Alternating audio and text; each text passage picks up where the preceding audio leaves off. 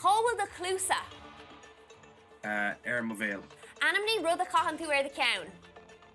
Bríste. Céir de ihan tú sa fictrilinn. Súd talún. Cóhfuil porc an croci. Gundé limní. Céin dá tá ar an ngealach. Glas. Céin úma dhéanann cuire. Wolf. Céin lá thug an dír tréis déilún. De Cédín. Céir é dó móide dó. Seachtar sé. Céh é cosatáid coppel. Seasca cuig. Ihan tú uachta róta le céird. Banana. Céir de ihan bó.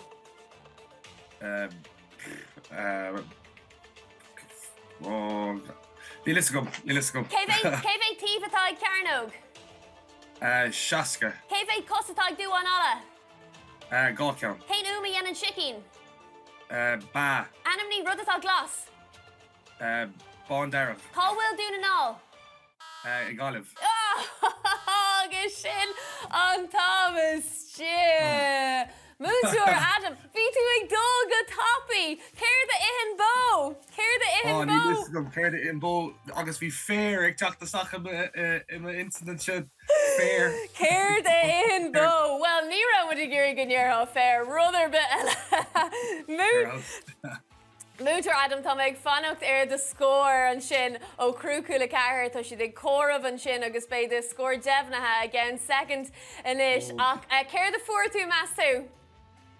Hart gáchan déirhin.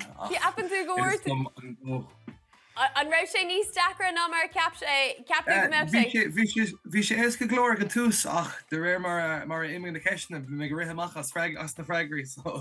An ceistúáin sin faoin mó. Well, Cuir an féidirlibh scór Múinteoir Adam a dhéimhnú gom. Múinteoir Adam, ceapan tú go bhfuir tú céird?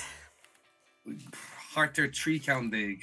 Trí ceann déag. Well, is féidir le marrálaat go bhfuil cuaigear ar cóscóir ar bórchlór na ginnarí faoi láthair le cuaig faointe dhéag. Múinteoir Adam, an Mhodhscoil chun dé limní fuairtú sé faointe dhéag! Agus tá tú inis ag bórchlór na ginnarí! Tá méid chun gachtainna chlóirí síos agus tú hain a churthú san sin Múinteoir Adam cógóir lad!